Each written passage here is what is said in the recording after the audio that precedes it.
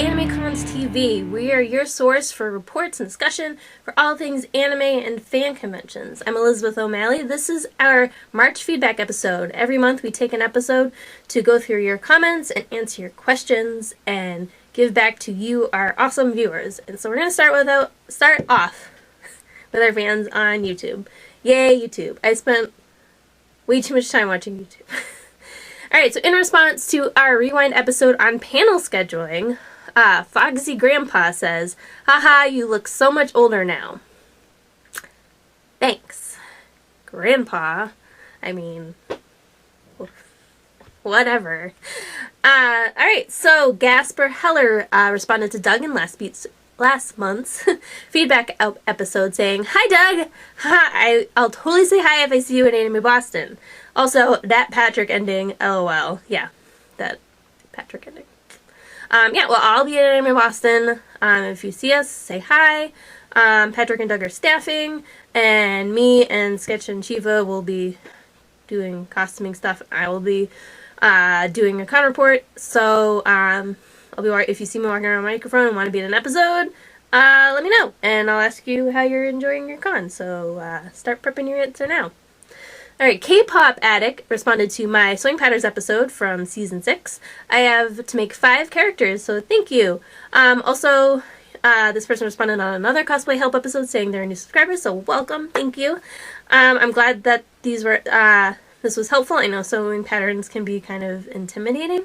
So, if you have any specific questions, send them to the podcast. All our contact info is at the end, or you can reach out to us on social media. And if there's an cosplay episode that you have an idea for, if there's something you want to see, totally let us know, and we'll put it together for you. If it's something we're not familiar with, then we'll find someone who is, and we will sucker them with pizza and beer and have them join a podcast episode. It'll be tons of fun. Alright, so on Twitter, Melissa McCommon had this to say about our 200th episode, behind the scenes 200th episode. "Love this week's episode of AnimeCons TV. Awesome getting to see some behind the scenes content. Super excited for Svetlana's Artist Alley vid." Thanks, Melissa. Alright, email. We got an email from Jake. "Greetings. I've been hearing a lot of discussion over the past few months about fair use and how many artists are getting a lot of pushback from the copyright holders. It's made me think about AMVs and their position at conventions as well as YouTube among other places." I cannot read today. "In a lot of ways, AMVs have become a cornerstone of many conventions." That's true. "What's to stop Funimation or any other licensor from issuing a cease and desist if an AMV contains any other content at a con? Thank you for your time, Jake." Yeah. So this has always been a thing, and I'm not a lawyer. I really don't know anything about copyright law other than, like in my work, like I do marketing for my day job, and, I can't take Funimation stuff or anybody's stuff that's copyrighted and use it in any of my marketing, because that would be bad. Because I'm trying to get business for my company to make money, and so I can't use copyrights, trademarks, blah blah blah. For AMVs, it's tricky, and I really don't know. I don't know if there's anything to stop them other than the fact that there would be fan backlash. And it's not just the anime companies, it's also the music holders for the music that's used. I remember a long time ago, 2008, 2007, that's a long time ago now. The record company that had Evanescence had everything on animemusicvideos.org and anything that was on YouTube. I think this was before AMVs became really big on YouTube. Everything pulled, and this was a lot because that Bring Me to Life song just has AMV written all over it, right? You probably saw dozens of them with that song. I mean, this is my opinion, and I could be totally wrong, and but I think AMVs can be a positive for a show and also for a song. For example, around that time, there was a really awesome AMV that someone made to Princess Tutu. I'd never seen Princess Tutu, never heard of Princess Tutu, but I watched Princess Tutu because of that music video, and I know other people who had. I think she was another one. So it can bring attention to a show that maybe someone hasn't even seen or heard of. Same with the song. It can bring attention to a song someone hasn't heard or seen of. But it's possible it could be a total violation of the copyright, and there is nothing stopping from these companies from doing it. But would they? I don't know. I mean, there's been backlash about this, about copyrights before, so I don't want to get too into it because I'm not a lawyer and I don't want to say anything that I don't know what I'm talking about. There are articles out there on the interwebs about copyright in fandom and anime fandom, so I would recommend seeing what you can find on those. So that's the best I can do. I'm gonna move on. Alright, so we got an email from our friend James the Dark Kiba. Hey James. He says, Dear AnimeCons TV, hello to you all and congratulations on 200 episodes. Wow! You guys have been around for a long time and I hope that you guys go for another 200. That would be pretty cool. I'm here today to ask you a question that I hope you all can answer. What smaller anime conventions do you recommend that I attend? You have been speaking a lot about these as of late, and now I'm curious. I have finally put together my list of anime cons that I want to go to, and Kraken Con is on it, thanks to Patrick's con report from last year on the USS Hornet. I would like to add more of these smaller conventions, but which ones? Any suggestions? Next. Here we go. Please give thanks to Svetlana for her videos on Artist Alley, as the two websites she mentioned looked helpful and cool. Plus, her personal banner looked cool too. Speaking of which, thanks to Patrick for his video on making videos. It was a neat episode. Before I end, I'd like to request that you guys do a video on making AMVs. I love AMVs and would like to make my own someday. Till next time, this is your loyal follower, friend, and lover of all things Japanese anime. Sincerely, James the Dark Kiba. P.S. Patrick was right that more cons should do special locations for their conventions as Kraken Con did on the aircraft carrier. So the thing is with small conventions, I think they're not like really big destination pulls like an Anime Expo or Oricon or even Anime Boston is. So I would recommend seeing what's in your area. I'm trying to remember if you're New Englander or not. But my recommendations for the New England area are Bakery up in Burlington, Vermont, even though I only went in 2007? 2007, wow. 2007 was the only area. 2008? Maybe it was 2008? Okay, I don't remember. That one was really fun. Burlington is an awesome small city way up in Vermont. It's in the fall, so there's pretty foliage and stuff. And it was a great little small con. Just so many nice people and well run, and I liked it a lot. I would also check out New England and Pennsylvania. I really liked when we went to ZenkaiCon a few years ago, and I know Doug went again recently. I don't know how exactly small they are. They're definitely smaller than the big ones out there. They moved since I last went. I know Doug went when they moved to Lancaster. I'm not 100% sure if they're still in that exact location, but they're still in that area. That was a good con to check out. For comic book shows, I really like Granite Con up in New Hampshire. It's in Manchester. That's a pretty cool comic book show. Has been run for a long time. They have like good guests that they bring in, a good amount of vendors, and those would be my recommendations. I think at least for this northeast area, New England area. I feel like there's one that's like I really like and I can't think of it. I don't know if it's small, because like Arija's pushing like 4,000 people now, but Arija is a really cool sci-fi con that I love.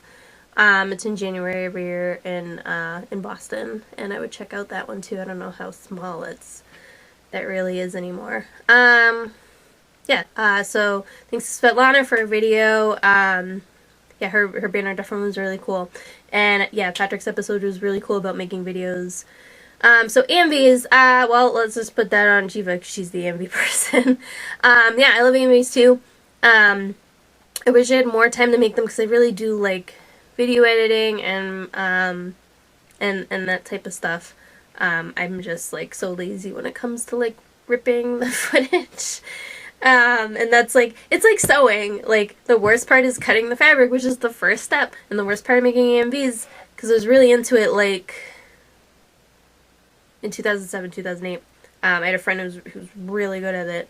That's the first step, and it's the worst step. So it's just like, I never got around to it. My thing about AMVs is, if you're doing an AMV, right? So in music, there's a downbeat of music. So, all music has it. And I think when you're doing a cut scene, cutting from scene to scene, however you do it, try and get it, like, on that downbeat. Not necessarily the first downbeat of a phrase. But, like, don't do it, like, randomly unless it makes sense with the music. Do it makes sense with the music. Because I watch AMVs, and then they'll, like, jarringly change a scene at a weird spot. I don't know if their footage was long enough or they didn't want to get it together, but I feel like, you know, you have your downbeats. So it's like 1, 2, 3, 4. That's where your change should be. Not at like 1, 2, change. That would be weird. Unless there's something there, like a cymbal crush or whatever. So I don't know, just as a band nerd, I feel like stuff that doesn't change on that downbeat is weird. And I could just be talking nonsense right now, and that AMV makers are like, no, that's dumb advice. For me, like, when something changes randomly in the middle of a measure or phrase, I'm just like, that was weird. So that's my really short AMV advice. We will have Shiva do a video on AMVs. She did one, like, way back in, like, the first season, I think. I think it was ripping, though. I don't remember if we've done another one since then on the making of AMVs and advice. So, yeah, we'll get on her on that, because we all love AMVs, too. She's the expert. Alright, so we got a voicemail. Let's play our voicemail. Go. Hey, AnimeCons TV. I'll let you figure out who this is. Felt like a good time to call and say, oh my gosh, your work is really good. Thank you. It's getting better all the time, too. I love the last few episodes you guys have done. Hey. Seth, thanks for doing stuff, too. That's just amazing. And then I have one other thing for the people watching. Well, that was obviously the movie phone guy, and I don't know where he went. He said he was going to send us another voicemail, but by the time I filmed this, we didn't get it. So, next month, we'll accept telling us how awesome we do again. So, yeah. So now we're going to take a look at AnimeCons that are coming up through May 2016 as found on our AnimeCons.com.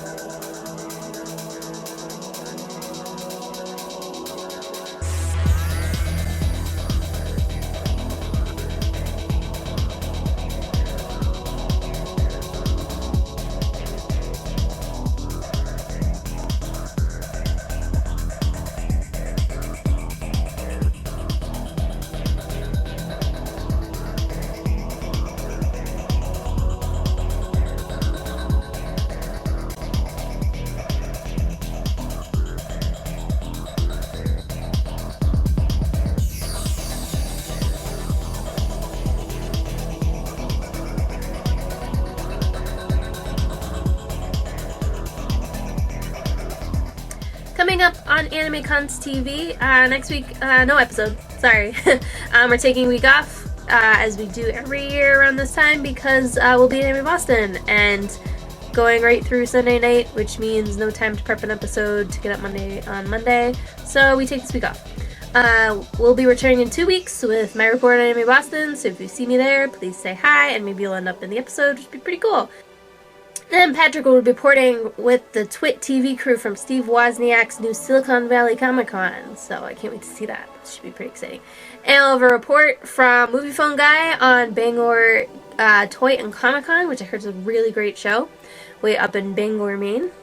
And then there's a solid month of con reports next month, which is super cool. So if you want to be in on a future episode of AnimeCons TV, leave us a voicemail, 762-ADEQUATE, 762-233-7828. It is not just Movie Phone's personal call-in line to us. Anyone can call in and leave us a message, and you can also text us. I don't know if it takes pictures, but if you want to text us something cool you see at a con, use that phone number. Or you can send an email to podcast@AnimeCons.tv and we will read it, just like I read some emails earlier. Tell your friends, subscribe. If you haven't subscribed yet, you do so too. AnimeCons TV can be found on iTunes. It's like right there and I can't read.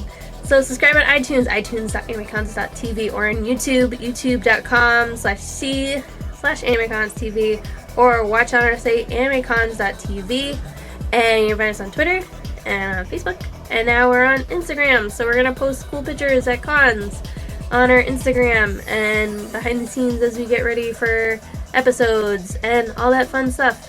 So next week, Anime Boston, it's our hometown con, so we'll be there, and again, if you see us, say hi. So until my report in 2 weeks, I'll see you guys then.